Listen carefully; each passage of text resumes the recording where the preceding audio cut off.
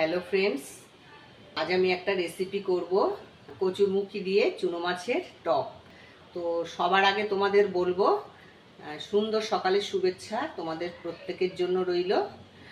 আর আমি ঈশ্বরের কাছে প্রার্থনা করি আমার সকল বন্ধুরা যেন খুব খুব খুব ভালো থাকে আর আমাকে সুন্দর সুন্দর কমেন্ট করে।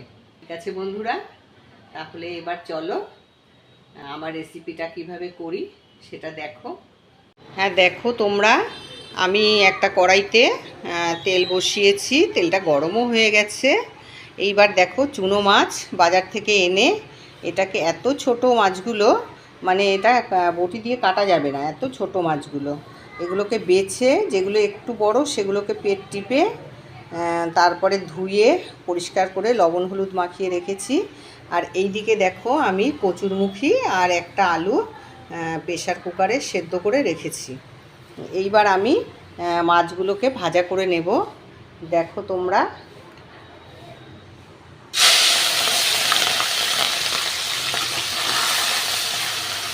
চুনো মাছ এগুলোকে ভাজা করে নেব। এগুলো আমি দিয়ে দিয়েছি কড়াইয়ের ভেতরে, এগুলো ভাজা হবে। গ্যাসটাতে হাওয়া লাগছে। আমার ঘরটা জানো তো দুদিকে খোলা, তো সামনে মানে পূর্ব দিকে আর পশ্চিম দিকে খোলা, মানে গ্রিল বসানো। তাই রান্নাঘরে মানে যদি হাওয়া দেয় তো রান্নাঘরে আমি রান্না করা খুব মুশকিল হয়ে যায়। দরজা বন্ধ করে নিতে হয়, জানলা বন্ধ করে নিতে হয়, তা না হলে রান্না করা যায় না। গ্যাসে প্রচুর হাওয়া লাগে, মেশিনটা চালাতে পারি না, চিমনিটা যেটা সেটা চালাতে পারি না। দেখো মাছটাকে ভাজা করে নেব উল্টে পাল্টে।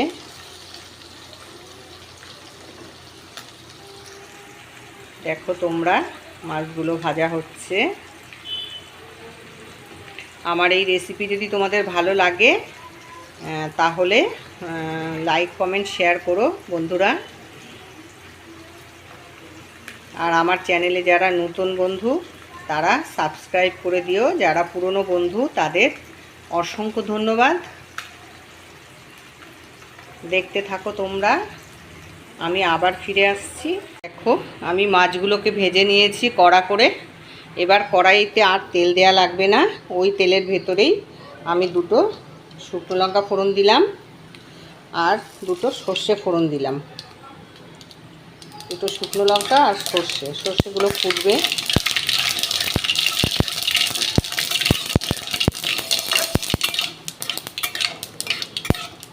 সর্ষে ফোটা হয়ে গেছে।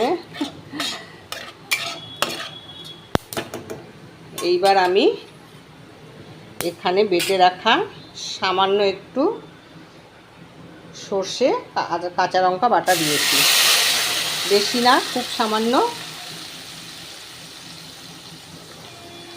বাটিটা ধুয়ে একটু জল দিলাম। দেখো বন্ধুরা,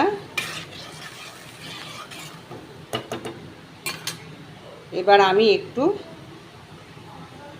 লঙ্কার গুঁড়ো দিয়ে দিলাম, কারণ কাঁচা লঙ্কা খুব কম দিয়েছি, একটু লঙ্কার গুঁড়ো দিলাম। একটু হলুদ দিলাম,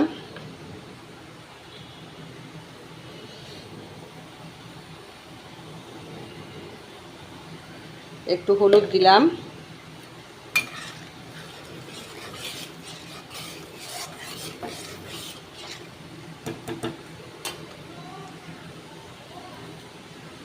পরিমাণ মতো লবণ দিয়ে দিলাম।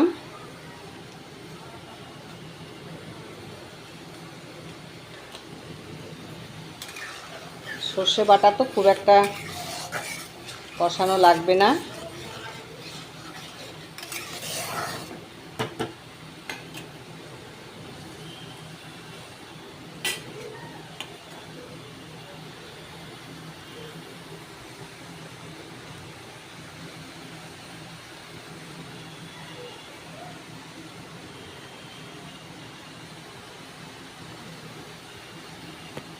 এবার আমি কচুরমুখীগুলোকে ঢেলে দিলাম এর মধ্যে।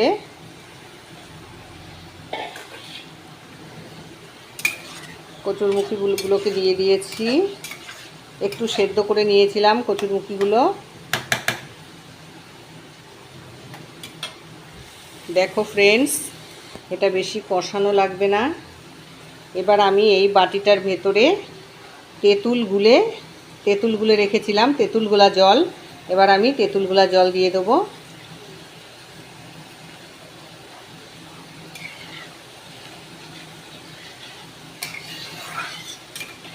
এই রান্নাটা বহু পুরনো রান্না, আমার শাশুড়ি মা করতেন, কিন্তু এখন মনে হবে ইউনিক রান্না, কিন্তু আমার শাশুড়ি মা করতেন। আমি অনেক বছর আগে শাশুড়ি মাকে দেখেছি করতে, তাই আমার হাজব্যান্ডকে আমি কালকে রাত্রে বলেছিলাম যে কটা চুনো মাছ এনে দিও, আমি তাহলে কচুরমুখি দিয়ে টক করব। তাই আমার হাজব্যান্ড চুনো মাছ এনে দিয়েছে। আচ্ছা, এবার আমি চুনো মাছগুলোকে দিয়ে দিয়েছি, আর একটু জল দেব, কারণ এটা একটু পাতলা পাতলাই হয়, ঘন হয় না।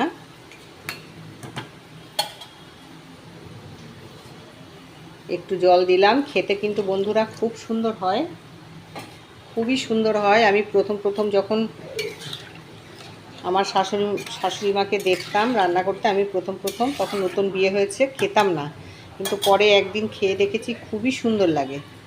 তারপরে আমি করতাম, তা বহুদিন করি না, আজ আবার আমি নতুন করে করছি। তোমরা দেখতে থাকো, একটু ফুটবে, আমি একটু ঢাকা দিয়ে দেব, তারপরে আবার ফিরে আসছি।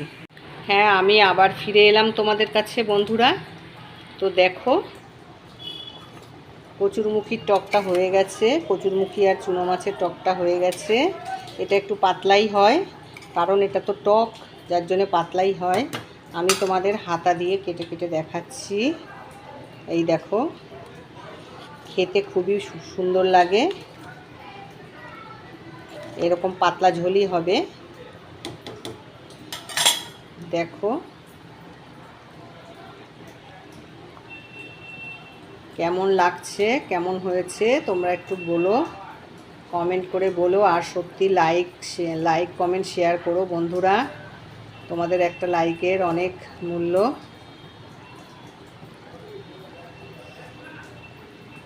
এটা অনেক পুরনো রান্না, আমার শাশুড়ি মায়ের কাছে শেখা, উনি এই রান্নাটা খুব করতেন। হয়ে গেছে, এর মধ্যে একটু মিষ্টি দিয়ে দিয়েছিলাম, চিনি দিয়ে দিয়েছিলাম অল্প করে একটু, বুঝতে পেরেছো? ঠিক আছে, আমি আর আলাদা পাত্রে তুলে দেখাচ্ছি না, পাতলা ঝোল এটা, ওই জন্য আর আলাদা পাত্রে তুলে দেখাচ্ছি না। দেখো বন্ধুরা,